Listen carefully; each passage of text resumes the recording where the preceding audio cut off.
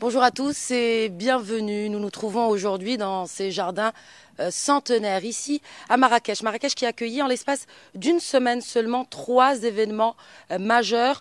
Il y a tout d'abord eu ce pacte international de migration qui a été signé ici dans la ville Ocre. Il y a également eu cette conférence sur l'importance de l'enseignement de l'histoire et aussi ces Atlantic Dialogues qui ont tourné cette année autour des dynamiques atlantiques et des points de blocage de ces dynamiques atlantiques.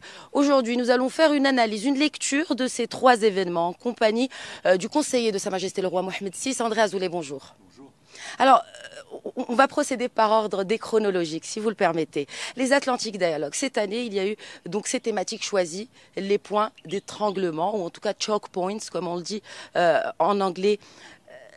Le multilatéralisme est souvent revenu dans plusieurs panels, que ce soit économique, politique ou même culturel. Aujourd'hui, selon vous, le multilatéralisme est-il en danger? Non, je ne crois pas. Puis je ne crois pas qu'il faille considérer les débats, les incertitudes qui se créent aujourd'hui autour du multilatéralisme et de tout ce que cela signifie pour chacune de nos économies. Ce débat, il se situe dans une réalité internationale pour la communauté des nations où il y a tous ces vertiges qui se multiplient par rapport à ce qui a construit à la fois la modernité dans beaucoup de nos pays, au niveau économique comme au niveau stratégique et politique, au niveau culturel, au niveau de nos mémoires respectives, et qui a tiré notre monde pendant les dernières décennies vers un peu plus et un peu mieux ensemble. Et je crois que c'est une excellente initiative qu'a prise l'OCP Policy Center dans sa nouvelle définition, de réunir un certain nombre d'experts. Et ils sont très nombreux, venus du monde entier ici. Et ils sont venus ici parce qu'ils ont à la fois la libre parole et la libre pensée. Et je suis à la fois très fier, en tant que Marocain, que ce soit à Marrakech et dans notre pays, que ces débats s'organisent avec cette sérénité, cette expertise, cette crédibilité, moi qui me rend très très heureux. J'en profite en tant qu'individu, bien évidemment.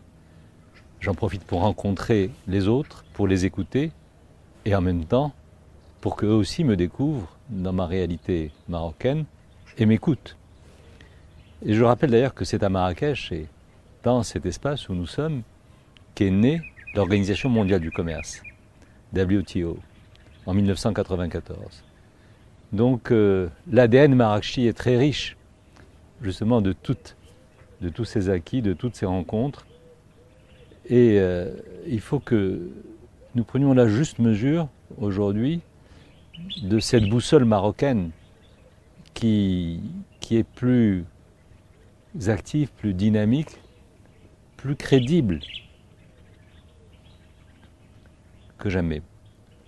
Et ça n'est pas non plus le fruit de la coïncidence qu'il y ait cette accumulation à la fois de matière grise, parce que les gens qui sont là pour cet événement pèsent assez lourd et sont précieux pour chacun d'entre nous, de matière grise et aussi, et j'insiste là-dessus, d'espace où l'altérité, y compris dans la différence ou dans le conflit des uns ou des autres sur tous ces sujets, ne fait pas problème. Ça devient rare aujourd'hui sur la planète monde. Alors, est-ce le fruit de la coïncidence? Je reprends cette expression. Est-ce le fruit de la coïncidence que cette conférence, qui a été organisée donc un peu plus tôt dans la semaine, avant les Atlantic Dialogues, cette conférence autour de l'enseignement de l'histoire, de l'enseignement des grandes tragédies, des grands drames qu'a connu malheureusement l'histoire humaine, on parle là de l'Holocauste en l'occurrence, et aussi la coïncidence que ça coïncide non seulement avec les 70 ans après la Shoah et la Déclaration des droits humains.